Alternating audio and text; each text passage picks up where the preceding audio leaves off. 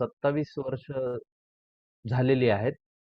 आणि मला असं वाटतं की 2 उदाहरणांनी मी सुरुवात करतो. काही वर्षापूर्वी मी गोरेगावात राहत असताना माझ्याकडे अंबाजोगाईचा एक मुलगा आला आणि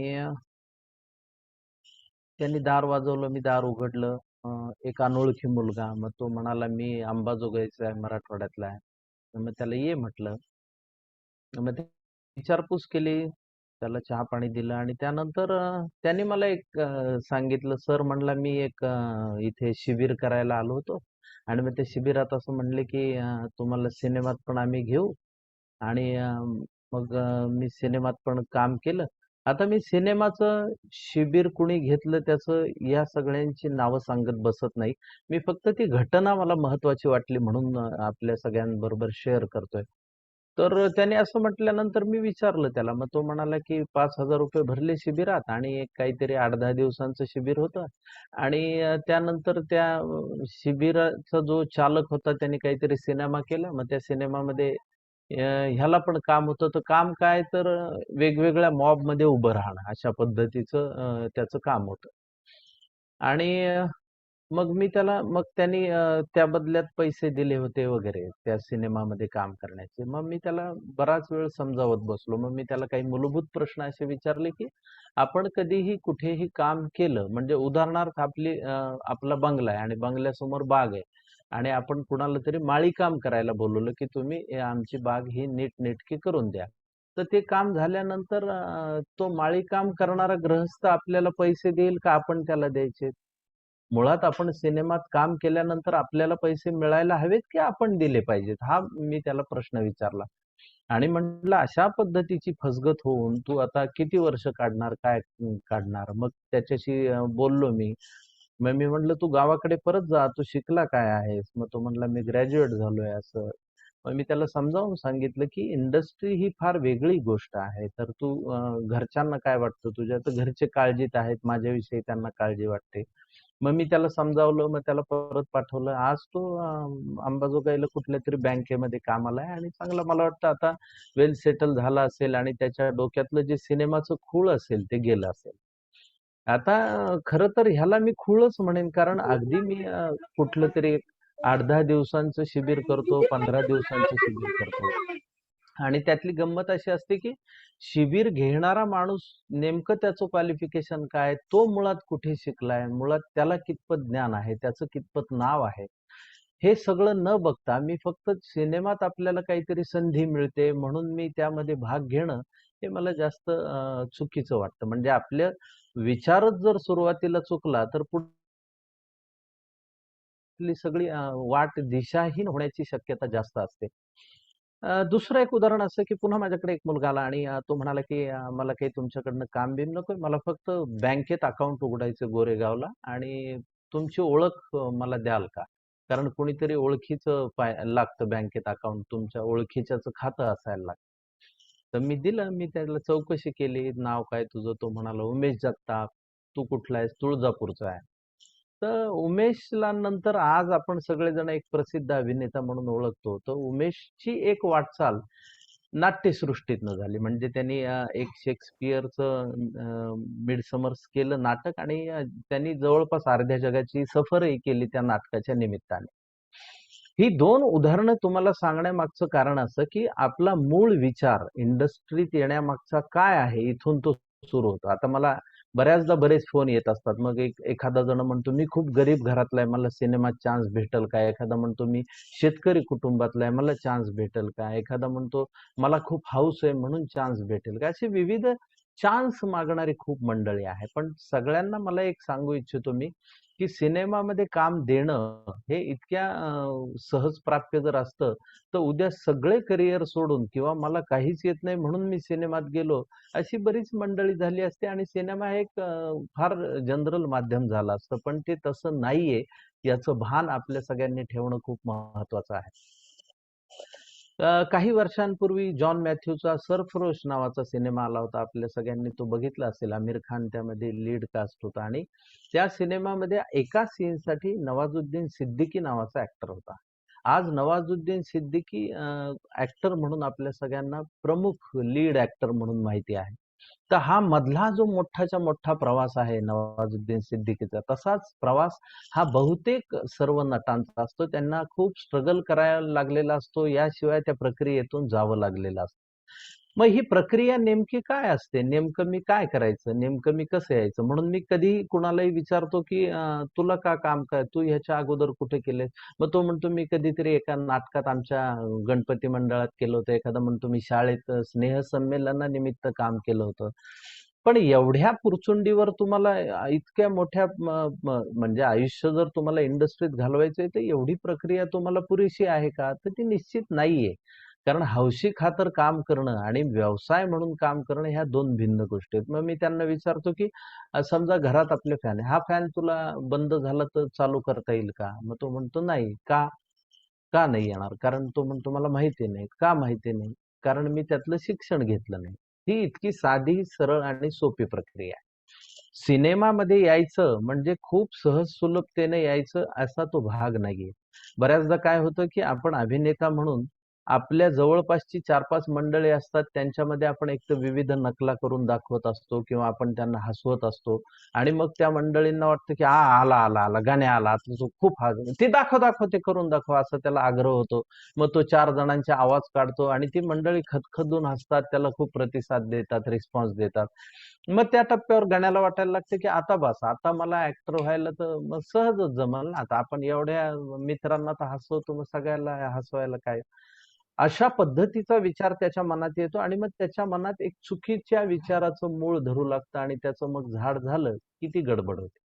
तर मुळात असं आहे, की आपल्याला जर या क्षेत्रात यायचं असेल, तर सगळ्यात आधी आपल्याला प्रक्रियेचा अभ्यास करावा लागेल, की ही नेमकी भानगड काय आहे? मग ह्या इंडस्ट्रीत यायचं म्हणजे नेमकं काय? मग ह्या इंडस्ट्रीत काम करायचं म्हणजे त्यासाठी काय-काय गोष्टी लागतात? काय-काय आता सगळ्यांनाच अभिनेता व्हायचं ह्या स्वप्नाने सगळ्यांनी यायची काही गरज नसते. कारण सिनेमा इंडस्ट्री ही खूप मोठी आहे. त्यामध्ये आज खूप जणांचं पोट भरतं.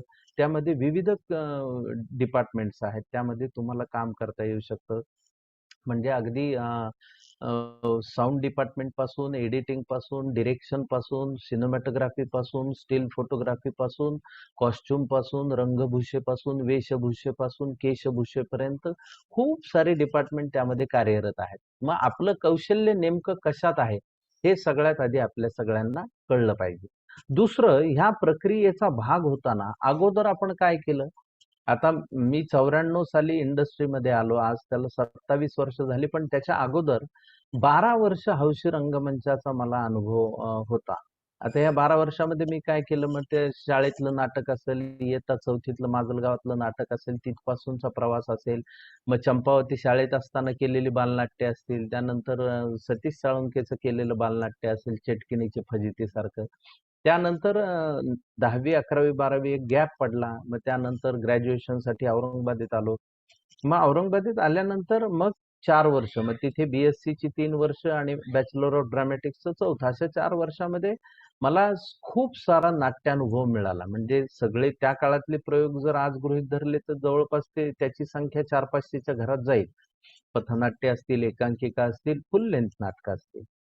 तर ही प्रक्रिया इंडस्ट्रीत येण्या अगोदरची होती. बरं, इंडस्ट्रीत आल्यानंतर मला इमिजिएट काम मिळालं का? तर ते तसंही नाहीये. म्हणजे आल्या-आल्याच तुम्हाला कोणीतरी पायघड्या अंथरल्यात आणि तुम्हाला काहीतरी महत्त्वाचं मिळालंय असली काही भानगड नसते.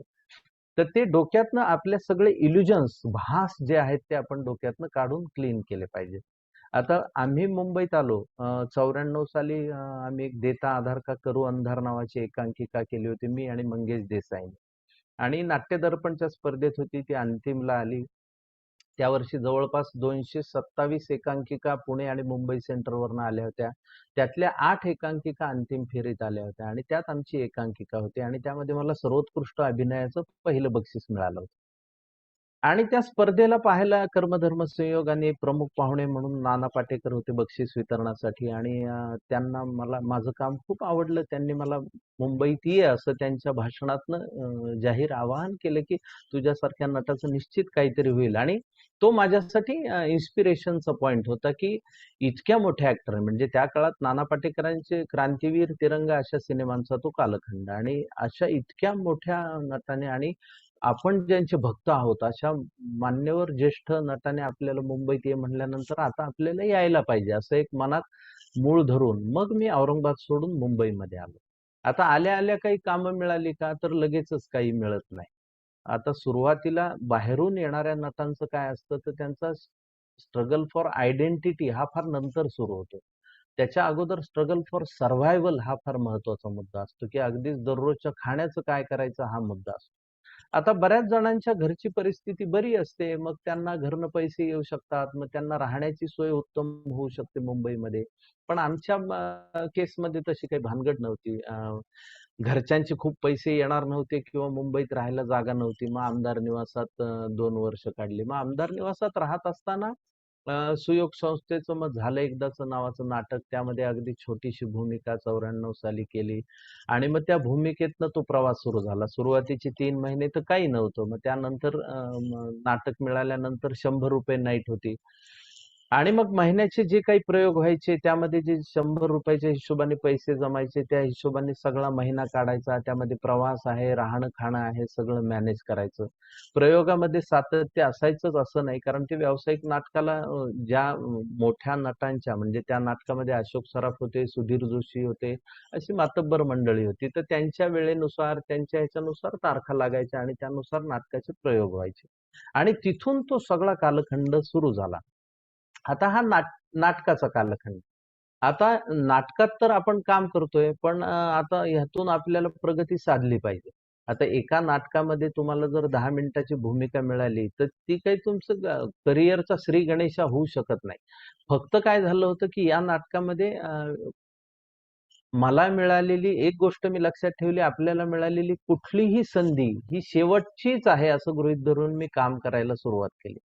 त्यामुळे काय झालं, की झालं एकदाचं मध्ये माझी भूमिका जरी छोटी होती, तरी सुद्धा सर्व समीक्षकांनी त्याची दखल घेतली. मग अगदी लोकसत्ता, महाराष्ट्र टाइम्स पासून जिथे-जिथे म्हणून नाट्य समीक्षण आलं झालं एकदाचं तर माझ्याविषयी 4 ओळी त्या प्रत्येक समीक्षकांनी लिहिल्या होत्या आणि मी त्यांचा मनापासून ऋणी आहे. कारण इतक्या छोट्या भूमिकेचं त्यांनी महत्वाचं नोंद घेणं ही सुद्धा माझ्यासाठी फार महत्वाची गोष्ट होती. आता झालं एकदाचं नाटक संपल्यानंतर पुढे काय? एक नाटक संपलं, आता त्याच्या पुढे काय? पुढे पुन्हा सर्व्हायव्हलचा प्रश्न आहे, पुढे पुन्हा जगण्याचा प्रश्न आहे, पुढे चालण्याचा प्रश्न आहे. मग त्यातून काय दुसऱ्या वेळेस आणखी काही नाटकासाठी धडपड, अजून काही हे. मग त्यावेळी नाना पाटेकरांनी मला पहिल्या 95 साली यशवंत नावाचा त्यांचा सिनेमा आला होता. त्यामध्ये एक अगदी छोटीशी भूमिका मला मिळाली.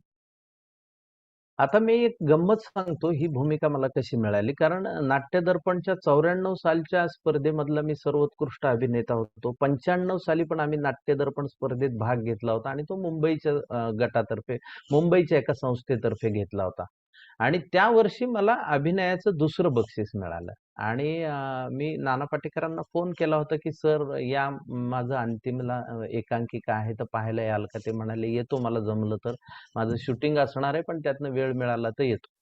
पण मुंबईमध्ये अंतरं खूप लांब-लांब असतात एकतर आणि त्यांचं शूटिंग जर लांबलं असेल, तर त्यांना येणं शक्य नव्हतं म्हणून ते काही आले नाहीत. पण मी मग ही बातमी देण्यासाठी त्यांना फोन केला. म्हणलं, "मला दुसरं बक्षीस मिळालं यावर्षी अभिनयाचं." तर ते म्हणाले, "अरे च्या पहिलं कुणाला मिळालं?" म्हणलं, "मिलिंद फाटक नावाचा पुण्याचा ॲक्टर आहे, त्याला मिळालं." त्याने कसं केलं काम? त्याचं एका प्रेमभंगाचा अभंग नावाची एकांकिका मिलिंद फाटकची होती. त्याने अप्रतिम काम केलं होतं आणि मी पाटेकरांना म्हटलं, की "तुम्ही माझ्यासाठी नाही, त्याच्यासाठी तुम्ही बघायला यायला पाहिजे होतं. इतकं अप्रतिम काम त्याने केलं." आणि मला त्याच्याविषयी खूप कौतुकाने बोलावंसं वाटलं. मी बोललो. त्यानंतर पाटेकरांनी एक दीर्घ पॉज घेतला आणि मला असं वाटलं, की त्यांनी फोन ठेवला का काय? पण ते बोलत होते. नंतर ते बोलू लागले आणि ते म्हणाले, की "ही गोष्ट जपून ठेव." कारण आपल्याला इतरांना चांगलं म्हणण्याची वृत्ती जोपर्यंत आपल्यात आहे, तोपर्यंत आपल्याला खूप चांगला मार्ग मिळू शकतो. आता ही गोष्ट आवर्जून मी तुम्हा सगळ्यांना तरुणांना का सांगतो आहे, कारण आपल्यामध्ये पहा एक गंमत असते. एकांकिका स्पर्धेमध्ये समजा आपला संघ सहभागी झाला, तर आपण बाकीच्यांचे परफॉर्मन्स बघत नाहीत. आपला एकदा परफॉर्मन्स झालं की हे करत आपण निघून जातो. मग कुठे चहा-पाणी, हॉटेलवर गप्पा-टप्पा. पण आपल्यापैकी फार कमी जणांना असं वाटतं की आपण सगळी स्पर्धा पाहावी. पहा त्यातलं साधं मी तुम्हाला एक गंमत सांगतो, की जेव्हा आपण सगळी स्पर्धा बघू, सगळी स्पर्धा बघतो, त्यावेळी काय होतं आपल्यालाच कळतं की पहिलं बक्षीस कुणाला मिळालंय, सर्वोत्कृष्ट अभिनय कोणी केलेला आहे, याचे अंदाज आपल्यालाही बांधता येतात. कारण आपल्यामध्ये एक परीक्षक, एक समीक्षक दडलेला असतो.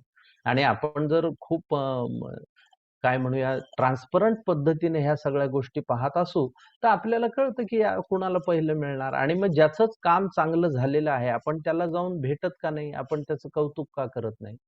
आपण आपल्या एकांकिकेला किंवा आपल्याला बक्षीस नाही मिळालं, की परीक्षक कसे मूर्ख होते आणि त्यांचं काय लक्ष होतं का?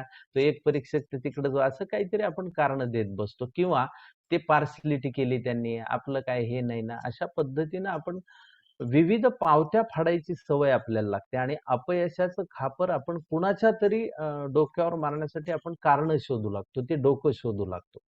मला नेहमी असं वाटतं, की बरेच जण आपल्या अपयशाचं खापर नशीब नावाच्या एका इन्व्हिजिबल गोष्टीवर मारतात. पण नशीब नावाची एंटिटी कोणी पाहिली आहे? कशी पाहिली? ती दिसते कशी? ती कधी कुणाला भेटली आहे का? मला माझं नशीब भेटलं अशी काही भानगड आयुष्यात कधी घडली आहे का? मग आपल्याला ती सवय का लागली, की आपण कुणावर तरी का नाही आमचं नशीबच चांगलं नाही ना, म्हणजे काय?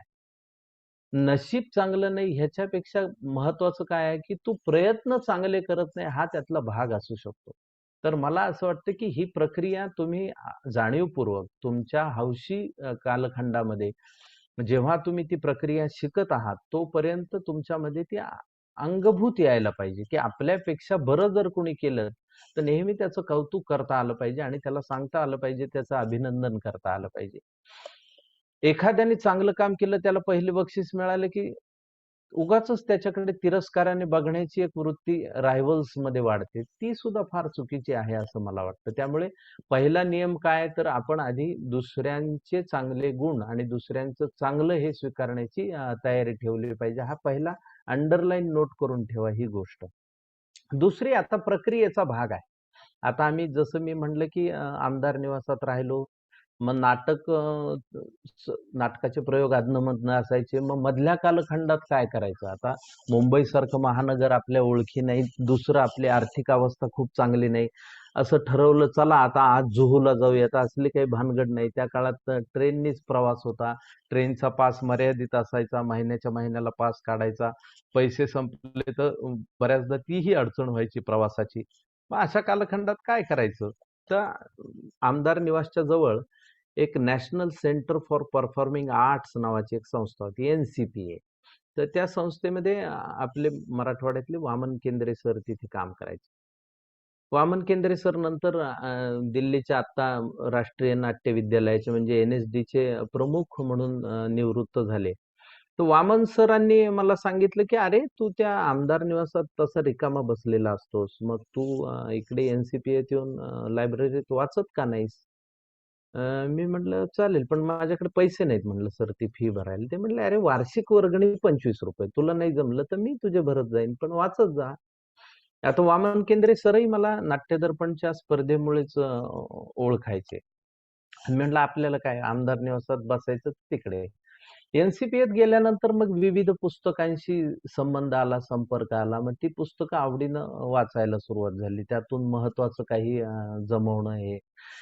तिथेच मग पुन्हा ओळखी. आता जेव्हा आपली गरज असते, तेव्हा आपण एक लक्षात ठेवायचं, की आपण स्वतःहून आपली ओळख आपल्यामध्ये एक उगाच अहंगंड असतो. कसला अहंकार असतो मला माहिती नाही, की आपण कुठेही गेलो तरी स्वतःची ओळख करून द्यायला कचरतो. आता हा खरं तर मला असं वाटतं, की गंडाचा भाग आहे. आपण स्वतःला ओळख करून दिली पाहिजे. कारण आपल्याला ओळखण्याची गरज त्या सगळ्यांचीच असू शकेल का? तर नसते. पण आपण ओळख करून दिली तर माहिती होते. त्यातनं आपल्याला काय आपल्याविषयी कुणाला तरी माहिती होते. मग तशा ओळखी काढत बसणं. मग त्या निमित्ताने काय झालं, की NCPAमध्ये जी नाटकं व्हायची, मग चेतन दातारांशी ओळख झाली. मग बऱ्याच नाट्य मंडळींशी ओळख वाढू लागली. मग तिथे त्याच्यामुळे काय झालं, की NCPAतली नाटकं बघता आली आणि तेव्हाही पैसे नसायचे. पण वामन सरांनी सांगून ठेवलेलं असायचं, की त्याला बघू द्या, त्याला एक पास द्या. त्यामुळे मला एक पास-बीस मिळायचा आणि मग त्यातून खूप सारी नाटकं NCPAच्या मंचावर बघता आली. टाटा थिएटरच्या मंचावर बघता आली. मी हौशी म्हणजे मी मुंबईत स्ट्रगल करत असताना मी टाटा थिएटरला एकदा एक नाटक बघितलं होतं ओडिसी नावाचं. फ्रान्सच्या फुट्सबर्न नावाच्या थिएटरनी सादर केलेलं ते नाटक होतं. आता मुळात कसं असतं, की आपल्याला भाषेपासून सगळ्या अडचणी असतात. तर त्याला आपण कधी हे नाही करायचं. आपण समजून घेण्याचा प्रयत्न करायचा आणि कला ही असं माध्यम आहे, की ज्यातून तुम्हाला भाषेची तितकी गरज भासत नाही. तुम्हाला आकलन व्हायचं तर ते होतंच त्या गोष्टीचं. समुद्र देवतेची गोष्ट होती. आणि मला नाटक बघताना असं लक्षात आलं, की हे एका भाषेतलं नाटक नाहीये. हे तर 3 भाषांमध्ये म्हणजे त्यातली काही पात्र ही फ्रेंच बोलायची, काही पात्र इंग्रजी बोलायची, काही पात्र तमिळ बोलायची. तर मला खूप कुतूहल वाटलं असं कसं? तर त्यांनी नाटक बसवतानाच तसं बसवलं होतं, की ज्याची जी भाषा आहे मातृभाषा त्या त्या पात्रांनी त्या भाषेतच काम करायचं. अशा पद्धतीचा तो अद्भुत प्रयोग होता आणि खूप विलक्षण अशा पद्धतीचा नाट्यप्रयोग त्यांनी सादर केला. म्हणजे मला आठवतं, की नाटक संपल्यानंतर जवळपास 10 मिनिटं प्रेक्षकांनी उभं राहून त्या नाटकाला टाळ्या वाजवून दाद दिली होती. आणि जवळपास 20 जणांनी मिळून 200 पात्र साकारली होती नाटकामधली. तर ती त्या नाटकाची ताकद. आता काय होतं, की जेव्हा आपण आपल्या छोट्याशा गावामध्ये असतो, आपण आपल्या छोट्याशा हौशी मंचाच्या ह्याच्यात असतो आणि त्यावेळी जर आपल्याला पहिली बक्षिसं मिळत गेली, तर आपल्याला असं वाटतं, की बस आता ह्यापुढे काय असतं? आपणच आहेत ना, आता नंबर 1 तर आपणच आहेत. असा एक समज आपला भ्रम तयार होतो. आणि जेव्हा आपण असा काहीतरी प्रयोग बघतो, त्यावेळी आपल्याला अरे बापरे! आता मी हौशी मंचावरनं आता मुंबईत आलोय. मुंबईत व्यावसायिक नाटकात मी काम करू लागलो. व्यावसायिक नाटकानंतर मी हा प्रयोग बघितला. मग माझ्या असं लक्षात आलं, की जगामध्ये अशी गोष्टच नाहीये, की जिथे मी श्रेष्ठ आहे, असं म्हणण्याची कुठेच मुभा निसर्गाने ठेवलेली नाही.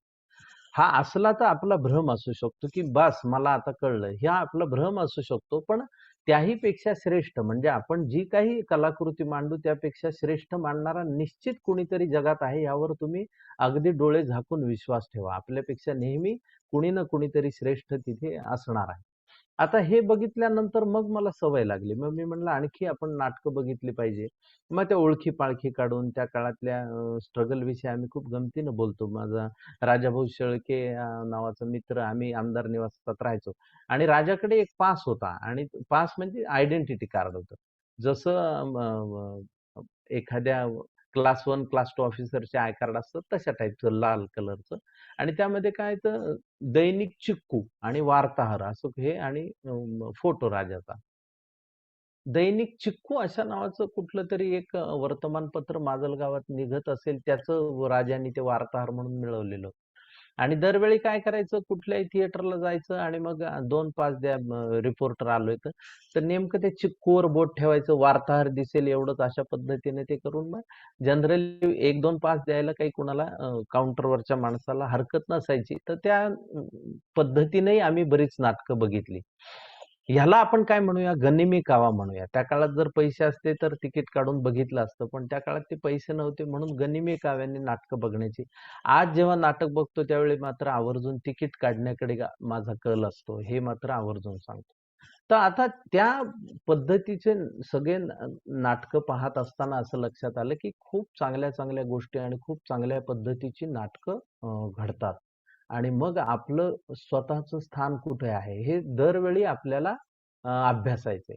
आपण कितीही आता समजा तुमच्यातले काही जण उद्या ह्या प्रक्रियेतनं शिकून मोठे झाले, तरी त्यांनी एक गोष्ट लक्षात ठेवायची, जसं अमेरिकेमध्ये 5 वर्षांनी पुन्हा पदवी परीक्षा द्यायला लागते, नाहीतर तुमची डिग्री कॅन्सल होऊ शकते. अशा पद्धतीचं आहे. तसंच आपल्याला दरवेळी स्वतःला सिद्ध करायचंय. म्हणजे काल आपण यशस्वी असलेली पाटी आपल्याला पुसता आली पाहिजे. आज पुन्हा नव्यानं उभं राहता आलं पाहिजे. हा सगळ्यात महत्त्वाचा नियम आहे. तर तुम्हाला मग त्यासाठी काय करायला लागेल, तर सतत शिकणं जे आहे, ते तुम्हाला सातत्याने चालू ठेवायला लागेल. कुठेही कंटाळा करायचा नाही. त्या हौशी रंगमंचा काळामध्ये कुठलाही वेळ वाया घालवू नका. कारण तुम्ही शिकलेली कुठलीही गोष्ट ही तुमच्या कामाला येतेच येते. म्हणजे त्याचं अगदी साधं उदाहरण द्यायचं असेल तर पथनाट्य जेव्हा मी केली, तेव्हा पथनाट्याचे प्रयोग करताना घरनं काही घेऊन नाही जायचो. मग त्या गावात गेलं, की तिथेच टपरीवर कोणीतरी चहा पीत बसलेली मंडळी असायची. मग त्यांच्याकडनं, "मामा जरा टोपी द्या." हे इथंच नाटक करायचं. झालं की देतो. मग टोपी घ्यायची, कोणाची मफलर घ्यायची, चष्मा घ्यायचा. "काठी द्या ना मामा." हे काय झालं की लगेच देतो. आणि मग ते पण हे नाटक करताय तिथं म्हणून ती द्यायची. मग तीच प्रॉपर्टी गोळा करायची. मग आणि तिथे तर मंचाचं काहीच नसायचं पथनाट्याच्या वेळी. ना तिथे लाईट्स आहेत, ना तिथे तुमचं प्रोसिनियम आर्च आहे, ना तिथे कुठलं स्टेज आहे, ना तिथे बॅकग्राऊंड म्युझिक मोठं आहे. तुम्हाला फार फार तर एक ढोलकीवाला असू शकतो. आणि बाकी प्रेक्षक अगदी गोलाकार. त्यामुळे तुम्हाला अभिनय सगळ्यांपर्यंत तुम्हाला पोहोचवायचा आहे. त्यामुळे तुम्हाला कशा पद्धतीने करायचं हे तुमचं तुम्ही ठरवा. त्याचे काही नियम, फक्त ते गोल फिरून तुम्ही तुमचा अभिनय, तुमची स्वरलुकी, तुमचं जे काही असेल, ओतप्रोत असलेल्या भावना तुम्हाला रस्त्यावरच त्यांनाच त्यांच्या शेजारीच दाखवायच्यात. अशा पद्धतीचा तो सराव त्या पथनाट्याचा. त्याचा फायदा कसा झाला बघा, मी आता तुम्हाला अगदी काही वर्षापूर्वी अजय अतुलचं नाईट होती नागपूरला आणि मी अँकरिंग करत होतो. आता गडबड कशी होती, अजय अतुलच्या त्या म्युझिकल नाईटचं एक तर मंच खूप मोठा होता. 120 वादक जवळपास त्यांच्या त्या वाद्यवृंदामध्ये होते. आणि माझं अँकरलिंग संपलं आणि त्या दोघांची एंट्री असं होतं. आणि ते कुठून तरी खालनं असे त्या हायड्रॉलिकनी येणार होते आणि मग त्यांच्या ट्रॅकवर त्यांचा ट्रॅक ओपन होणार आणि त्यांचं गाणं सुरू होणार, अशा पद्धतीचं होतं. तर आता गडबड अशी झाली की माझी अँकर लिंक संपली आणि मी आत जाऊ लागलो. आता मंच 120 वादक म्हणल्यानंतर किती मोठा असेल आणि स्टेडियम मधला तो स्टेज किती मोठा असेल हे तुम्ही इमॅजिन करू शकता. तर मी एक्झिट पर्यंत जायच्या आतच माझ्या लक्षात आलं काहीतरी गडबड आहे. म्हणलं आपण तर अर्ध्यात आलोय आता आणि अजून ते ट्रॅक कसा ऐकू येत नाहीये. मग मला काहीतरी गडबड वाटली. मग मी थांबलो. मग मी वळून बघितलं. वळून बघितलं तर जो ट्रॅक हे करणारा होता तो लॅपटॉपच्या तिथे बसून, त्याला बिचाऱ्याला घाम आलेला, भर थंडीमध्ये हात थरथरत होते त्याचे. आणि ते काहीतरी गणित चुकलं होतं, गडबडलं होतं. आता ही तांत्रिक चूक कुठेही होऊ शकते. ते काही, पण समोर मॉब जवळपास 1,00,000चा, स्टेडियम गच्च भरलेले आहे. अजय अतुलच्या एंट्रीमुळे टाळ्या शिट्ट्या ऑलरेडी वाजलेल्या आहेत. लोक ओरडतायत, अशा अवस्थेतली ती गोष्ट. मग त्यावेळी मग माझ्या लक्षात आल्यानंतर मग मी पटकन पुन्हा आपलं आलो सेंटरला आणि मी म्हणलं, हा मग गडबड झाली. मग मी प्रेक्षकांशी बोलायला सुरुवात केली. म्हणलं काय होतं, आता हे स्क्रिप्टेड नाहीये, हे लिहिलेलं नाहीये, हे माझ्या कुणीही लिहून दिलेलं नाही. तर आता मित्रांशी गप्पा मारण्याच्या ह्याच्यात सापडलेले किस्से, मग ते विदर्भात असल्यामुळे मग विदर्भातले 2 किस्से, मग विदर्भातले सगळे म्हणलं विदर्भातले रसिक खूप चांगले आहेत, असं आहे तसं आहे वगैरे करून मी सुरू केलं आणि म्हणलं ही गडबड तर होतेच ना. आणि मग मी 2 किस्से विदर्भातले सांगितले. म्हणलं रामायणातली गोष्ट आहे. प्रभू रामचंद्र, सीतामाई, लक्ष्मण भैया वनवासाला चालले. थोडं वऱ्हाडी बोलीत मी बोललो, की ते जंगलातनं चालले होते आणि लक्ष्मणाकडे सगळं बोचकं होतं. आणि अचानक लक्ष्मणाने बोचकं दिलं टाकून आणि मग तुम्ही सायाचं मीच कायला घ्यायचं यांचं बोचकं, भावाचं आणि भावजाईचं, वहिनीचं. मग सीतामाई म्हणली की अरे असं काय झालं?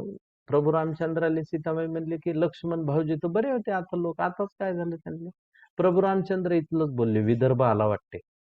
तर आता ही विदर्भातली एक गोष्ट म्हणून मी सांगितल्यानंतर त्याला प्रतिसाद, किंवा मी दुसरी एक तिथल्या शकुंतला नावाची एक गाडी आहे ती, आपली बार्शी लाईट जशी मीटर गेज गाडी आहे तशी त्या शकुंतलेचं एक.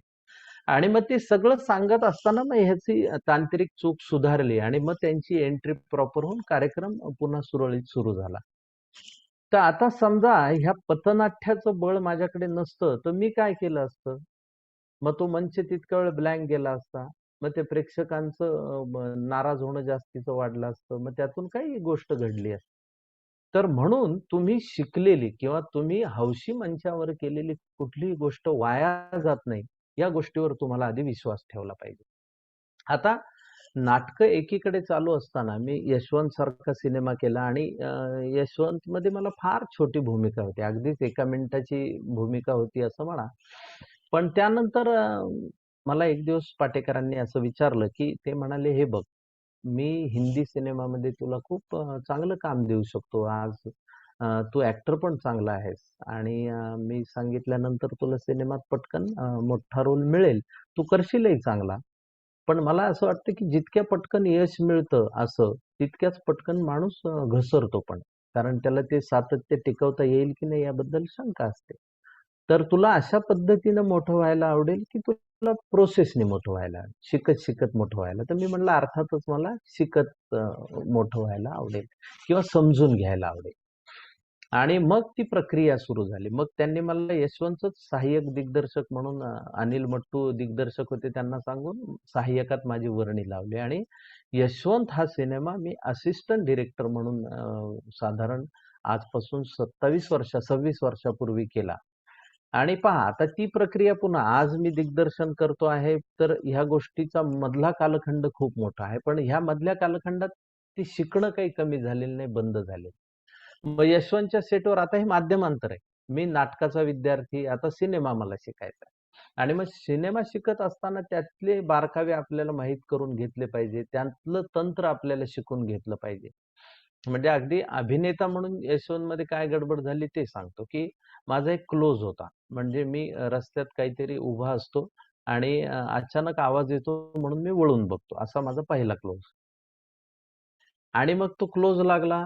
अगदी टाईट क्लोज होता आणि मग तेव्हा आता टाईट क्लोज, लेन्स, 100 ची लेन्स याविषयी या भानगडी माहिती नव्हत्या. फक्त कॅमेऱ्यात आपण दिसणार आता. आणि हीच आपली संधी असं म्हणून मी आपला तयार होतो पाठबीट करून आणि मग दिग्दर्शकांनी जसं ॲक्शन म्हणालं, तसं मी टाककन वळून असं बघितलं. तर त्यांनी कट केला शॉट. ते म्हणाले, "अरे, तिथं बॉम्बस्फोट नाही झालाय. काहीतरी आवाज आला म्हणून तू फक्त वळून बघायचंयस. तू डोळे-बिळे एकदम असे तुला मला तर असं वाटलं इथं कुठला तरी बॉम्ब उडालाय आणि मग तू बघतोय. असली काही भानगड नाही. काहीतरी आवाज आला म्हणून तू बघितलंय. तो आवाज गोळीबाराचा असतो. आता गोळीचा आवाज आल्यानंतर आपण एकदम असं लाऊड तर काही रिएक्ट होणार नाही. हम्म. पण नाटकाच्या सवयीमुळे हा भाग झाला. म्हणजे नाटकामध्ये आपल्याला काय असतं जनरली पहिल्या, दुसऱ्या रांगेपेक्षा आपल्याला शेवटपर्यंत पोहोचायचं असतं त्या मंचावरून. तुमच्या अभिनयातनं, तुमच्या देहबोलीतनं, मुद्राभिनयातनं. त्यामुळे तुम्हाला एक लाऊड गोष्ट करण्याची सवय लागलेली असते.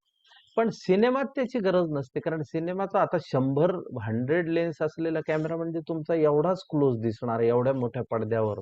जो काही थिएटर भर पडदा आहे त्यात तुमचा एवढा टाईट क्लोज आणि त्यात जर एवढे मोठे डोळे आणि एवढं धक्कादायक आपण केला क्लोज तर तो लागणार कसा आणि त्यातून काय भाव निर्माण व्हावा. तर आता हे माध्यमांतर शिकण्याची एक वेगळी प्रोसेस माझी सुरू झाली. मग ते माध्यमांतरामध्ये काय आहे? मग त्या कॅमेऱ्यामध्ये लेन्सेस. आता पाटेकरांनी मला फार महत्वाच्या गोष्टी फार जुजबी पद्धतीने शिकवल्या. म्हणजे कसं, की त्यामध्ये त्यांची इन्स्पेक्टरची भूमिका होती. आणि मग ते कधीतरी पटकन सेटवर येताना मला विचारायचे, "काय रे माझी बंदूक इकडे होती की इकडे?" ते रिव्हॉल्वर असतं इन्स्पेक्टरचं ते होल्स्टर. तर मी म्हणायचो, "इकडेच, इकडेच, इकडेच." आता पहा यातली गंमत कशी आहे, हे पटकन उत्तर मला देता आलं. कारण का देता यायचं? त्याचं कारण असं की कॉमन सेन्सने विचार करण्याची सवय लागली होती, की आता अ, यशवंत लोहार हा इन्स्पेक्टर राइट हँडेड आहे. मग तो राइट हँडेड असेल तर तो त्याला इझिली बंदूक कुठून काढता येईल अशाच ठिकाणी होल्स्टर ठेवेल. मग इथून काढली. हां, मग हे बरोबर आहे. अशा पद्धतीनं विचार करण्याची, उत्तरं देण्याची सवय लागली. नंतर मला कंटिन्यूटी लिहायची सवय होती आणि मग मी सेटवर बसून एक दिवस कंटिन्यूटी लिहित बसलो होतो. कंटिन्यूटी सीट म्हणजे एखाद्या सीनमध्ये जेवढे शॉट्स झालेले आहेत, तो शॉट झाला की त्याच्यावर ते लिहित बसायचं. अशी ती कंटिन्यूटी शीट लिहिण्याची पद्धत. तर मी असं लिहित बसलेलं असताना पाटेकरांनी मला विचारलं, "अरे तू काय करतोयस?" मी म्हणलं, "मी कंटिन्यूटी शीट लिहितोय." तर ते म्हणाले, सिनेमामध्ये जनरली किती सीन्स होतात एका दिवसात?" मी म्हटलं, "एखादा सीन होतो." "मग शॉट्स किती होतात?" मी म्हटलं, "10-12 शॉट्स होतात." मग ते म्हणाले, की "तुझ्या एवढं लक्षात राहत नसेल, तर मग तू वेगळ्या व्यवसायात का जात नाहीस?" तर ते म्हटले, "तुझा वेळ असा वाया घालवायचा नाही शूटिंग चालू असताना. शूटिंग संपल्यानंतर तासभर बस आणि मग ती कंटिन्यूटी शीट लिही. आपण दिवसभरात काय-काय शॉट्स केले, कुठले शॉट्स होते, मग त्याचं डिटेलिंग लिहीत बस ना. कारण ते कारकुनी काम आहे. मग तू असंच लिहित बसशील तर तू कारकून होशील. तू डिरेक्टर कसा होशील? सिनेमा घडतो कुठे?"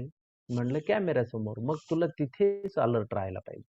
म्हणून मग कॅमेऱ्यासमोर बघण्याची सवय लागली, की आज नेमकं काय घडतंय? कॅमेऱ्याच्या समोर कसे अभिनय करतायत? कशा पद्धतीनं अभिनय करतायत? हे बारकाईनं बघण्याची सवय लागली. मग त्या सवयीतनं अगदी काही वर्षांपूर्वी मी महेश मांजरेकरांच्या विरुद्धच्या सेटवर गेलो होतो.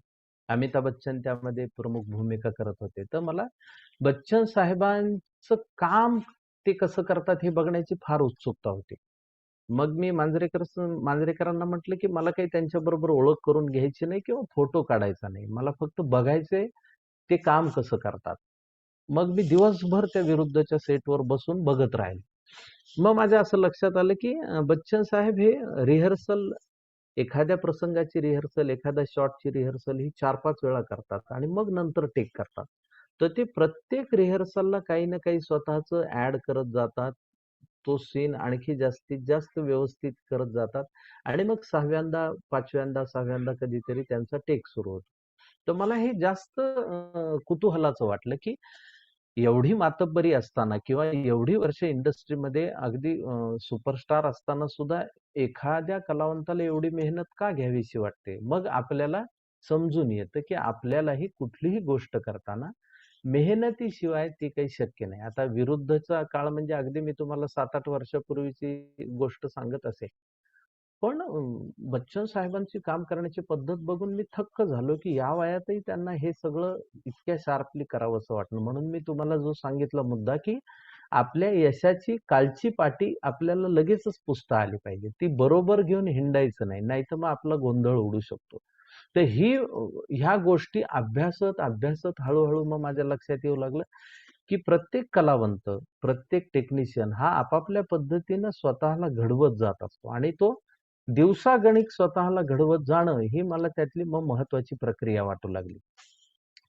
अगदी साधं उदाहरण घ्यायचं झालं तर आपल्याकडच्या लिजेंडरी ॲक्ट्रेस असं म्हणूया आपण स्मिता पाटील. स्मिता पाटील त्यांचं करिअर अवघं 10 वर्षाचं आहे. म्हणजे त्यांचं निधन 31व्या वर्षी झालं त्यांच्या वयाच्या अत्यल्प वयात म्हणजे अत्यंत चटका लावून एक्झिट असणं हे स्मिता पाटील यांच्या बाबतीत घडलं होतं. पण 10 वर्षाच्या कारकिर्दीमध्ये 80 जवळपास 80 सिनेमे त्यांनी केले. ते विविध भाषांमध्ये केले. त्यामध्ये मराठी आहे, हिंदी आहे, मल्याळम आहे, कन्नडा आहे, गुजराती आहे आणि यशस्वी सिनेमांची यादी किती मोठी आहे त्यांची आणि त्यांना लिजेंडरी ॲक्ट्रेस का म्हणलं जातं? त्यांच्या सिनेमांकडे बघून त्या सिनेमांमधल्या कॅरेक्टर्सचा जर अभ्यास केला तरी आपल्याला कळतं की बॉर्न ॲक्ट्रेस किंवा स्वतःला घडवणं म्हणजे काय? म्हणजे अगदी मंथन मधला रोल असेल, ते पार मंडी मधला असेल, अर्धसत्य मधला असेल किंवा जैत रे जैत मधला असेल किंवा उंबरठा मधलं कितीतरी पदर आणि कितीतरी व्हरायटी. तर आपल्याला सगळ्यांना जर शिकायचं असेल, ह्या प्रक्रियेत घडायचं असेल, तर आपल्याला एक गोष्ट लक्षात ठेवली पाहिजे, की दरवेळी दर दिवसागणिक आपलं ज्ञान आपल्याला वाढवत नेलं पाहिजे. सहज सुलभतेनं कुठलीही गोष्ट मिळते यावर माझा विश्वास नाही. त्याबद्दल मला माफ करा. आमच्या काळामध्ये प्लॅटफॉर्म्स कमी होते. आता तुम्हाला प्लॅटफॉर्म्स जास्त आहेत त्या मानाने. अगदी सोशल मीडिया सुद्धा आहे. त्यामुळे उद्या तुम्ही घरात बसून अगदी TikTok सारखे व्हिडिओ सुद्धा बनवू शकता आणि स्वतःला प्रेझेंट करू शकता प्रेक्षकांसमोर. पण तुम्हाला लाँग रनचं व्हायचंय का? तुम्हाला लंबी रेसचं व्हायचंय का? किंवा तुम्हाला जास्तीत जास्त दीर्घकाळ या क्षेत्रामध्ये राहायचंय का? मग तुम्हाला तेवढ्या कठोर मेहनतीला पर्याय नाही. नाहीतर काय होतं, रियालिटी शोमधनं तुम्ही यशस्वी झालात, की ती माणसं पुढे कुठे गेली असा प्रश्न पडतो. म्हणजे ABCLनी जशी स्पर्धा घेतली होती आणि त्यामध्ये अरशद वारसी, चंद्रचूड सिंग हे लोकं त्या काळात विनर झाले होते. त्यातला अरशद वारसी टिकला, पण चंद्रचूड सिंग माचीस या सिनेमानंतर पुढे त्याचं काय झालं? पुढे तो कुठे गेला? पुढे त्याची कामं किती आली? हाही विचार आपण केला पाहिजे. त्यामुळे रियालिटी शो मधनं आपण पुढे येण्याची प्रक्रिया बरोबर आहे का? यावर आपण विचार सगळ्यांनीच करणं गरजेचं आहे. तर माझ्या दृष्टीने मला नाही वाटत, की रियालिटी शो मधनं तुम्हाला फार लांबचा पल्ला गाठता येईल. पण तुम्हाला प्रोसेसमधनं मात्र लांबचा पल्ला निश्चितपणे गाठता येईल आणि तुम्ही जर यशस्वी नटांची यादी बघितली, तर त्यांनी अगदी स्ट्रगल करत तिथपर्यंतचा टप्पा गाठलेला आहे आणि त्यामध्ये जी मातब्बर मंडळी आहेत त्यांचा तुम्ही जुन्या काळापासून आता तुम्हाला Google नावाचं जे वरदान मिळालंय त्यामध्ये तुम्हाला कुणाविषयी आणि कशी माहिती मिळवता येईल. तुम्हाला मंचावर काम करायचंय, तुम्हाला फिल्म इंडस्ट्रीमध्ये यायचंय, तर तुम्हाला त्याविषयीचं ज्ञान असणं गरजेचं आहे. म्हणजे ह्या अगोदरच्या माणसांनी काय केलंय, कुणी काय केलंय. नेहमी लक्षात ठेवा, आपण एखादा सिनेमा केला की आपल्याला वाटतं, "बास आता ह्याच्यानंतर आपण स्टारच झालो." असं प्रत्येक सिनेमानंतर आपल्याला वाटत राहतं आणि त्यातनं कालखंड खूप मोठा पास होत जातो आणि तरी सुद्धा आपल्याला म्हणावं तेवढं यश मिळत नाही. मग आपण गोंधळात पडतो, की "अरे च्या हे कसं झालं?" पण असं असतं, की म्हणून मी म्हटलं, की कालची पाठीपासून मी नव्याने काय स्वतःला मांडतोय, ही गोष्ट सगळ्यात महत्त्वाची आहे. अगदी त्याचं साधारण उदाहरण द्यायचं झालं तरी बघा, आपल्याला या नाट्य क्षेत्रात काही मंडळी हौशी येतात. त्यावेळी आपण विचारतो, "हां, रतन थियम तुम्हाला माहिती आहेत का?" तर त्याला माहीत नाही. त्यांनी काय केलंय? रतन थियमांचं थिएटर म्हणजे काय? त्यांनी कुठे त्यांचं थिएटर आहे? त्यांची नाटकं कुठली आहेत? आणि जागतिक स्तरावर त्यांना जे ॲप्रिसिएशन मिळालं म्हणजे भारतातले ते खूप महत्त्वाचे नाट्य दिग्दर्शक आहेत आणि भारतात खूप सारी मंडळी थिएटरसाठी स्वतःला झोकून दिलेली आहेत. त्यापैकी रतन थियम सर पण आहेत. तर मला असं वाटतं, की मग आपल्याला ते माहीतच नसतं. आपण जरी काम करत असलो, आपलं जरी काही नाटकं आपण केलेली असली, काही ठिकाणी अभिनय केलेला असला, तरी आपलं लॅक ऑफ नॉलेज हे पण असतं. म्हणून डे टू डे आपण अभ्यासत बसलं पाहिजे. आता जशी माझी ही प्रक्रिया सुरू झाली आणि जशी मी ती सुरू केली, त्यानंतर मग मला वेगवेगळ्या गोष्टी भेटत गेल्या. आता जेव्हा सिनेमांचा अभ्यास झाला, मग आता माझा पहिला सिनेमा यशवंत तो होता 1995 साली आणि त्यानंतरचा माझा नायक म्हणून पहिला सिनेमा आला होता तो कायद्याचं बोला. चंद्रकांत कुलकर्णींनी मला त्यामध्ये नायक म्हणून संधी दिली होती आणि तो सिनेमा 2006 सालचा आहे. म्हणजे तब्बल 12 वर्षाचा कालखंड हा मुंबईतल्या स्ट्रगलमध्ये मला करायला लागला. म्हणजे मुंबईतला माझा स्ट्रगल 12 वर्षाचा होता. त्याच्या अगोदरचा हौशी रंगमंचाचा माझा अनुभव 12 वर्षाचा होता. अशी 24 वर्ष घातल्यानंतर नायक म्हणून मी पडद्यावर मला मी दिसू शकलो. पण त्यामध्ये चंद्रकांत कुलकर्णींचं क्रेडिट 100% आहेच आहे, की त्यांनी माझ्यासारख्या म्हणजे मी तर औरंगाबादहून निघालो होतो तेव्हा बरीच मंडळी असे प्रेमाचा सल्ला द्यायची. "अरे तुझं काय होईल?" आणि तेव्हा तर मी अगदी बारीक होतो दिसायला. म्हणजे अगदीच पित्या घरचा वाटायचो. खात्या-पित्याही घरचा वाटायचो नाही. अशी तब्येत, दात थोडेसे मोठे आणि तुझं काय होईल म्हणायचे. तुला मुंबईत कोण हिरो म्हणून घेईल? पण हा विचार त्या काळात बोलून दाखवलं तो काही चुकीचा नव्हता. करेक्टच होता त्यांच्या दृष्टीने. पण मी ते मनात आणलं होतं, की ह्या सगळ्याचा यू करून आपणच कधीतरी नायक व्हायचं. आणि त्या गोष्टीला 12 वर्षाचा कालखंड मला जरी घालावा लागला, तरी तो प्रक्रियेतनं आणि प्रोसेसमधनं असल्यामुळे मग त्या 12 वर्षानंतर मला कायद्याचं बोला मिळाला आणि आता तो मिळून समजा मी जर वाईट काम त्या सिनेमात केलं असतं, तर त्यालाही यश मिळालंच नसतं तसंही. पण कायद्याचा बोला हा पुण्याच्या सिटी प्राईडमध्ये 36 आठवडे चाललेला सिनेमा आहे. म्हणजे गोल्डन ज्युबली माझा पहिलाच नायक म्हणून असलेला सिनेमा माझ्या नशिबात आला. 50 आठवडे त्याचे पूर्ण झाल्यानंतर त्याचे काही चंद्रकांत कुलकर्णींनी मला एक स्पेशल शील्ड पण दिली होती त्या सिनेमाविषयी. तर मग तिथून त्या सिनेमाची प्रक्रिया सुरू झाली आणि मग विनोदी काम करताना आपण आपल्यावर फक्त विनोदी शिक्का बसतोय असं लक्षात आल्यानंतर मग वेगळी वाट आपण पाहूया, चोखाळूया असं लक्षात आल्यानंतर मग मी काही गंभीर भूमिका करायला घेतल्या. जशी संधी मिळाली तशी. त्यातला एक महत्त्वाचा माझा सिनेमा आला नाही तो म्हणजे मकरंद देशपांडेंनी दिग्दर्शित केलेला ग्रहलक्ष्मी नावाचा. दुर्दैवाने तो सिनेमा संपूर्ण झाला, पण तो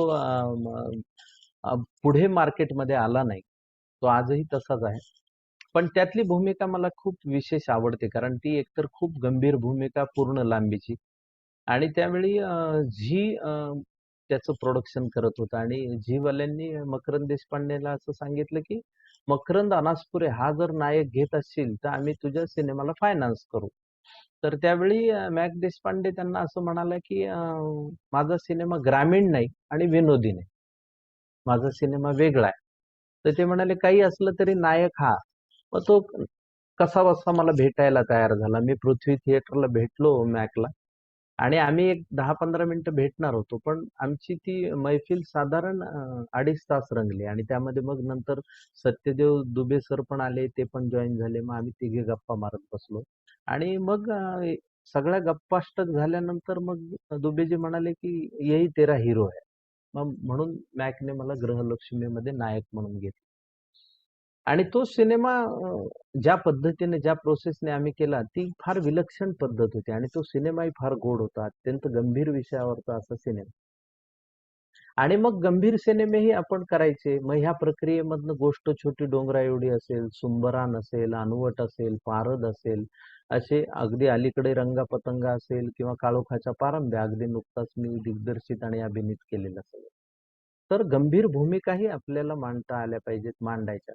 आता ही प्रक्रिया सातत्याने चालू आहे आणि ही प्रक्रिया सतत चालू ठेवणं ही तुमची, माझी, आपल्या सर्वांची तरुण म्हणून गरज असते. आता तुम्ही तरुण आहात म्हणून तुम्हाला ऊर्जा एक तर तुमच्यात जास्त आहे. तर त्या ऊर्जेला वाट देताना ती ज्ञानाकडची द्या. जास्त ज्ञान साठवता येईल असं बघा. 2012 मध्ये मला जेव्हा गोवा गव्हर्नमेंटचं गोवा स्टेटचा बेस्ट ऍक्टरचं अवॉर्ड मिळालं होतं, त्यानंतर मला इफीला दरवर्षी जाता येऊ लागलं. गेली 8-10 वर्ष मी इफीला म्हणजे इंटरनॅशनल फिल्म फेस्टिवल गोव्याला जो असतो तिथे जातो आणि मग जगभरातल्या विविध भाषांमधले सिनेमे पाहता येतात. जगभरातल्या दिग्दर्शकांनी किती उत्तम कामगिरी केली ते पाहता येतं. आता सुदैवाने तुम्हाला गुगल असल्यामुळे तुम्हाला फार सहज सुलभतेनं जागतिक सिनेमाही उपलब्ध आहे. त्यामुळे अगदी इराणी सिनेमांमध्ये असेल, कोरियन सिनेमामध्ये असेल, जॅपनीज सिनेमामध्ये असेल, चायनीज सिनेमा असेल, हॉलिवूड पट्ट ते असेही आपल्याला माहीतच असतात, ते आपल्याकडे रिलीज पण होतात. पण जगभरात विविध भाषांमध्ये दिग्दर्शक ज्या पद्धतीनं प्रयोग करतात, ज्या पद्धतीने वेगळे सिनेमे बनवतात, तेही आपल्याला बघता आले पाहिजे, स्वीकारता आले पाहिजे आणि त्यातून शिकता आलं पाहिजे. तर ही शिकण्याची जी प्रक्रिया आहे ती न संपणारी आहे. मला आज 27 वर्ष जरी झाले असले इंडस्ट्रीत तरी दररोज शिकणं ही प्रक्रिया मला महत्वाची मानतो आणि त्यातूनच खूप नवीन नवीन गोष्टी आणि खूप नवीन, अगदी मी 2 वर्षापूर्वी एक पुणे इंटरनॅशनल फिल्म फेस्टिवलला अवॉर्ड मिळालेला तिथी नावाचा एक सिनेमा बघितला होता. तर त्या दिग्दर्शकाने, यंग दिग्दर्शक, त्याचा पहिला सिनेमा आणि त्यांनी कुठलाही नॉन ऍक्टर्स घेऊन केलेली ती फिल्म होती आणि इतकी अप्रतिम फिल्म आहे. तर असे वेगवेगळे सिनेमे, वेगवेगळे प्रयोग हे जेव्हा आपण सतत बघत जाऊ आणि ही सगळी प्रक्रिया समजून घेऊन मग जेव्हा आपण इंडस्ट्रीमध्ये जाऊ, त्यावेळी आपलं स्वागत होऊ शकतं, त्यावेळी आपल्याला वेलकम केलं जाऊ शकतं. आणि मला असं वाटतं की ही प्रक्रिया आपण सगळ्यांनी समजून घेणं गरजेचं आहे, त्यातून अभ्यस्त होणं गरजेचं आहे आणि मग इंडस्ट्रीमध्ये तुमचं पाऊलवाट सुरू होऊ शकते असं मला वाटतं. मी आता शिवला सांगतो, शिव मी अजून काही प्रश्न आहेत म्हणून मी थांबतोय. हो हो हो. प्रश्नातून महेश सर, पहिले काही सर हँड रेज केलेला आहे, त्यांना अनम्यूट करा आणि विचारा. शक्यतो महिलांना प्राधान्य द्या, ladies first. Okay sir, okay.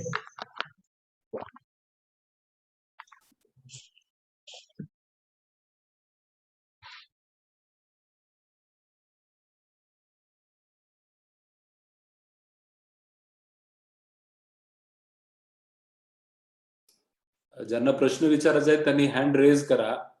Hand रेजचं option आहे, म्हणजे तुम्हाला मला अनम्यूट करता येईल इकडून.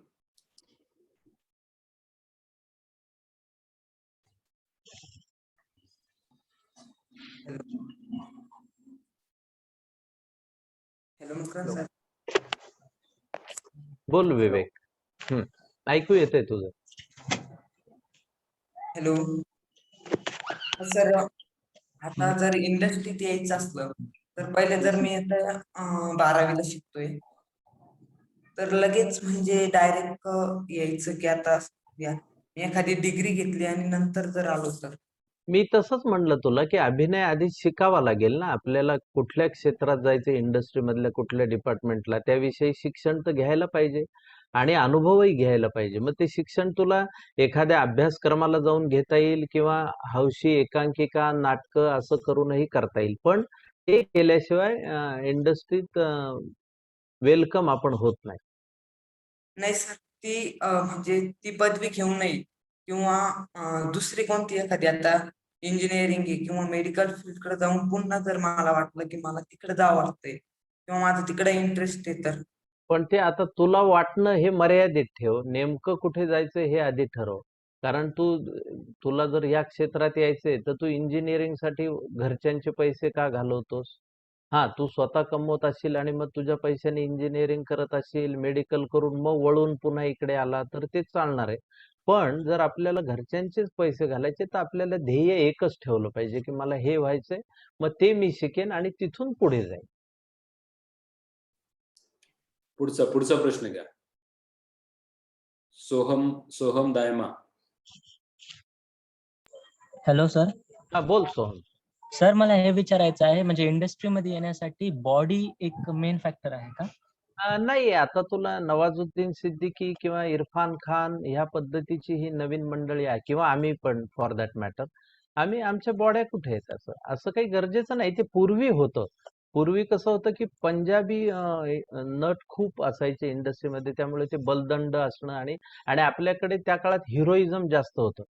म्हणजे एक नट हा 15 व्हिलनला मारू शकायचा एकाच वेळेस, असे ते काहीतरी त्या काळातला तो सिनेमा होता. पण आता तसं नाही. आता थोडंसं रिअलिस्टिक कंटेंट येऊ लागलाय. त्यामुळे पण अगदी विकलांग तब्येत घेऊन यायची गरज नाही. एक बऱ्यापैकी फिजिक असावं. निखिलचा प्रश्न घ्या. Hello sir, good evening sir. हा बोल ना. सर मला प्रश्न असा विचारायचा आहे. सर मी 2011-12 पासून एकांकिका, राज्यनाट्य म्हणजे हौशी स्पर्धेमध्ये मी आतापर्यंत करत आलो सर. मी अजूनही करतो सर. आणि सर मला आता याच्या पुढे मराठी किंवा हिंदी या चित्रपटामध्ये काम करायची संधी मला कशी मिळेल? आणि मी तिथे गेलो समजून घ्या मुंबईला, तर मी तिथं कसं माझं चान्स वगैरे या सगळ्या गोष्टी अप्रोच केल्या पाहिजे? हे बघ, आपण कसं असतं की आपण थिएटरचे बेस्ट असलो की आपल्याला मुंबईमध्ये व्यावसायिक नाटकामध्ये काम करता येतं. आमच्यातली बहुतेक मंडळी ही व्यावसायिक नाटकांमधनं काम करूनच म्हणजे आता एखाद्या दिग्दर्शकाला मला आमंत्रित करता येतं, मी नाट्यप्रयोग माझा असेल तर, आणि त्याला त्या दिवशी जमणार नसेल तर व्यावसायिक नाटकं हे महिन्यातनं खूप वेळा होतात. मग त्या थिएटरला आलं की आपण सातत्याने त्या दिग्दर्शकाला रिक्वेस्ट करू शकतो की सर माझं नाटक बघायला या. दुसरं, त्या नाटकातलं काम तुमचं जर चांगलं असेल तर आपसुकच इंडस्ट्रीमध्ये चर्चा होते की अरे हा कोण नट आहे. तो सगळ्यात उत्तम प्लॅटफॉर्म आहे, हा एक मार्ग. दुसरं, तुमचं कुठलं तरी प्रोफाईल बनवून तुम्हाला कास्टिंग डिरेक्टर अलीकडे इंडस्ट्रीमध्ये असतात, मग त्या कास्टिंग डिरेक्टर्सना भेटून तुम्हाला त्यांचं काही तुमच्या मानधनातली काही रक्कम त्यांना द्यायला लागते, आणि असे कोऑर्डिनेटर्स असतात, कास्टिंग डिरेक्टर असतात. तो पण एक मार्ग असू शकतो. अजून एक विचारायचं होतं सर. तुम्ही जसं सांगितलं की तुम्ही जेव्हा स्ट्रगल करत होता तेव्हा तुम्ही कास्टिंग असिस्टंट डायरेक्टर असिस्टंट म्हणून तिथं असिस्टंट डायरेक्टर काम शिकला, सगळ्या गोष्टी बघितल्या. बरोबर. हॅलो. हा. आपण असिस्टंट डायरेक्टर म्हणून काम केलं तर आपल्या स्ट्रगल जेव्हा तुम्ही करत होता तेव्हा गेल्या काही दिवसांपासून मलाही असं वाटतंय की जर तिकडे गेलो मुंबईला, तर मी तिकडे असिस्टंट डायरेक्टर म्हणून मी माझं फ्युचर कसं बघू शकतो सर या फ्युचरमध्ये? हो, मग तू कुठल्या तरी दिग्दर्शकाला अप्रोच होऊन मला असिस्ट करायची इच्छा व्यक्त कर, म्हणजे मग तुला त्यातलं हे होऊ शकतं. आणि फक्त असिस्टंट डिरेक्टर म्हणल्यानंतर मेहनत खूप प्रचंड लागते, संयम लागतो, अपमान सहन करण्याची तयारी पाहिजे, असं सगळे गुण तुझ्यामध्ये पाहिजे. हो सर, बरोबर. आणि सर शेवटचा प्राची काटेंचा शेवटचा एक प्रश्न घ्या. सर, फिल्म इंडस्ट्रीत जाण्यासाठी जो कोर्स करावा लागतो त्यासाठी पैसे किती लागतात? म्हणजे प्रत्येकाची परिस्थिती नसते ना तेवढे पैसे घालत. म्हणून मी म्हणलं की त्याला मार्ग वेगवेगळे असतात. काही जण एकांकिका स्पर्धांमधनं, आता प्राची तुझा जर एखादा ग्रुप असेल तर तुम्ही सगळ्यांनी मिळून एकांकिका सादर करायच्या. त्यासाठी तुम्हाला जी काही फी येईल ती कॉन्ट्रीब्युट करायची. म्हणजे प्रवेश फी समजा 500 रुपये असेल तर सगळ्या ग्रुपनी मिळून करायची. अशा पद्धतीनं अनुभव घेतही करता येतं. दुसरं, प्रशिक्षण घेण्यासाठी तुला बऱ्याच विद्यापीठांमध्ये स्कोप आहे. आता मी म्हणलं की तुम्हाला गुगलवर खूप सहजतेनं माहिती मिळते, तर तिथे तुम्हाला परवडणारा कोर्सही असू शकतो, तोही तुम्हाला स्वीकारता येऊ शकतो. खरं म्हणजे अनेक लोकांचे अजून प्रश्न बाकी आहेत. सर मला बोलायचे सर, प्लीज सर. हा. Please sir. बोला, काही प्रश्न घ्यायचे बोलू दे. हा सर, मी सूरज देवण बोलतो सोलापूर मधून सर. बोला सूरज, बोला, विचारा प्रश्न तुमचा. हा सर, मी एक चाटाळवाडी म्हणून वेब सिरीज करतोय आता टेंभुर्णीमध्ये. पण माझा असा प्रश्न आहे तुम्हाला की वेब सिरीज मधून पुढे जात करिअर होऊ शकतं का, असं हो, विचारायचं होतं सर. निश्चित. तू दर्जेदार करत असेल तर निश्चित होऊ शकतं. बघ, आपल्याला मी म्हणलं की तुम्हाला तुमचा दर्जा सिद्ध करावा लागतो. मग तुम्ही आवडलात प्रेक्षकांना एकदा की मग तुम्हाला निश्चितपणे प्रेक्षक मिळू शकतात. पण त्यात प्रामाणिक प्रयत्न ठेवणं गरजेचं आहे. सर एक क्वेश्चन आहे सर. बोला. सर, माझं नाव साहिल सप्रे. मी अकोला, महाराष्ट्राला राहतो. Hello sir. डायरेक्ट प्रश्न विचार. आता तू अकोल्यात राहतो, सगळं डिटेल देण्यापेक्षा तुझा प्रश्न विचार अकोल्याहून. हा सर, मी नाही का अकोलामध्ये सगळं काय केलेलं आहे, म्हणजे अकोल्याच्या बेसवर मी एक फिल्म पण केलेली आहे बरं. आणि सह्याद्री महानाट्य हे याच्यात मी रोल पण प्ले केलेला आहे. बरं. मग सर, घरचे मुंबई जायला मना करतात, तर त्यांना कसं काय सांगायचं की हा तुझा स्वतःचा प्रश्न आहे की नाही? हा मला सांगून कसं होईल? नाही म्हणजे त्यांना आई बाबा तुझे आहेत, तू घरातल्यांना समजवलं पाहिजेस, तुझा त्यांच्यावर विश्वास पाहिजे, असं सगळं आहे ना. त्या बाबतीत आपण काही नाही करू शकत. तुलाच तो प्रश्न सोडवावा लागेल. नाही, पण घरचे सर पुढचा प्रश्न घेऊयात. सर माझा प्रश्न असा आहे की आता सध्या लॉकडाऊनचा काळ जो चाललेला आहे त्यामध्ये फारसं करण्यासारखं किंवा नाट्यगृह तशी बंद आहेत, तर काय करता येईल की एक नाटककार किंवा हौशी कलाकार यांना खूप इच्छा असते काम करण्याची, तर या पिरियड मध्ये ते काय करू शकतात? तुम्ही ऑनलाईन सादरीकरण करू शकता. एखाद्या गच्चीमध्ये तुम्ही शूट करून तुमचं नाटक सगळ्यांना दाखवू शकता. असंही घडू शकतं. आता तंत्रज्ञान तेवढं सोपं आणि सोयीचं आहे. सर, एक प्रश्न मला शेवटचा विचार. हॅलो ऐकतोय मी. सर, एक शेवटचा प्रश्न मला विचारायचा होता. सर, 2018 मध्ये सिम्बॉसिसला सुभेद भावे आणि तुम्ही आपला इंटरव्ह्यू चालू होता, तेव्हा मी पण होतो बरोबर. तिथे. आपण भेटलो होतो बॅकस्टेजला कार्यक्रम संपल्यानंतर. तेव्हा मला तुमच्याशी बरंच काही बोलायचं होतं. तुम्ही मला म्हटलं होते की मी तुला नंतर भेटेन, पण सर आपल्या नंतर कधी प्रसंग आलाच नाही. सर, मला एक विचारायचं होतं, जर मला संधी तुम्हाला भेटायला मिळेल तर ती कशी मिळू शकते सर? मी कुठल्याही कार्यक्रमाला आलो की एकतर त्याविषयी माहिती असते पूरक. आता जसं ह्या ऑनलाईन कार्यक्रमाचे आधी माहिती होती, प्रचार होता, हो. तर तशा पद्धतीने हो, तुला हो. भेटता येईल.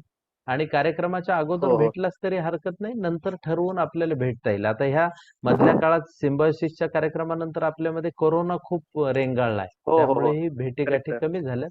पण निश्चित हो. भेटीचा योग येईल, त्यात काही तुम्ही अडचण नाही. सर, माझा एक प्रश्न होता. सर, आर्यन बोलतोय. हा. सर, फिल्म इंडस्ट्रीमध्ये येण्यासाठी आता बरेच जण असं तर माझा एक प्रश्न असा होता की नाटक आणि म्हणजे जे टीव्हीवरचे सिरियल आहेत आणि फिल्म्स आहेत, याच्यामधला अभिनय वेगवेगळा असतो का? म्हणजे कारण बरेच जण असं म्हणतात की तुम्हाला छोट्या गोष्टीपासून सुरुवात करावी लागते, ऍड फिल्म्स, त्याच्यानंतर मग नाटक.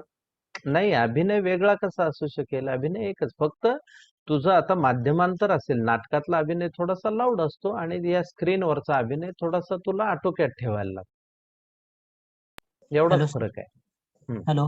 तर अजून एक प्रश्न होता माझा की तुम्ही स्वतः मराठवाड्याचे आहात, मराठवाड्याची भाषा, तर पुणे मुंबई यासारख्या ठिकाणी भाषेबद्दल कशी ट्रीटमेंट दिली जाते? की म्हणजे बऱ्याचशा आता रंपाट जो पिक्चर आला त्याच्यामध्ये सुद्धा भाषेविषयी खूप बोलण्यात आलं, त्याविषयी सर काही सांगताल का प्लीज? नाही, हे पहा, आपण आपल्या भाषेमध्ये साधा मुद्दा असा आहे की आपल्या भाषेमध्ये व्यक्त जर झालो तर ते जास्त प्रभावीपणे आपल्याला व्यक्त होता येतं. आणि हा जगभरातला सिद्धांत आहे की जी व्यक्ती ज्या भाषेत जन्मलेली आहे, त्याची जी मातृभाषा आहे, त्यामध्येच तो जास्त चांगला व्यक्त होऊ शकतो. त्यामुळे समजा जर तू पुण्यातला असेल तर तू पुण्यातल्या भाषेत जास्त चांगलं व्यक्त होशील. मी मराठवाड्यातला आहे तर मी पुण्याची भाषा बोलू लागलो तर त्यातनं विनोद होईल, बाकी काय होईल? आणि तसं बोलणारी पुण्यात मंडळी आहेच आहेत ना, तर मी वेगळं कशाला पुणेरी बोलू? किंवा ते कळतं की हा वेगळा प्रयत्न करतोय. म्हणून बघ, आता मला जर ब्रिटिश ऑफिसरचा रोल दिला तर अभिनेता म्हणून मी मेहनत करून बोलेन, पण बऱ्याचदा माझं ते कदाचित झाकलंही जाणार नाही ना, की हा ब्रिटिश नाही हे कळू शकेल ना, असं आहे. पण म्हणून आपण आपल्या भाषेमध्ये व्यक्त होण्याला जास्त प्राधान्य द्यावं. Hello sir. हॅलो, नमस्कार. Sir,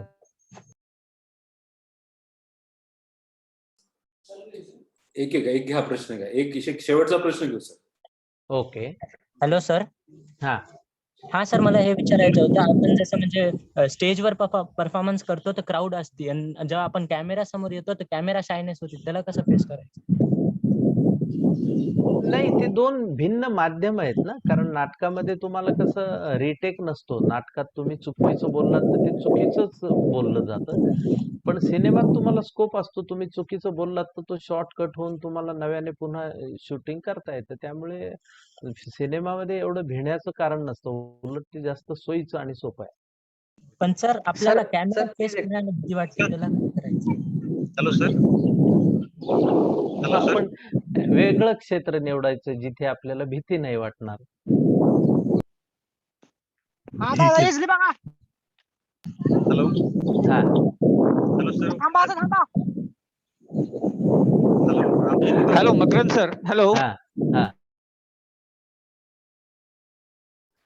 hello sir. हॅलो. हा सर, माझा असा प्रश्न होता की हा, तर आता मला असं वाटतं की सरांचा आपण खूप वेळ घेतलेला हॅलो. हा सर.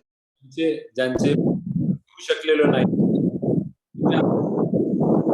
माझ्या WhatsApp वरनं तुम्हाला लिंक आलेली आहे, त्या लिंक वरती पाठवा.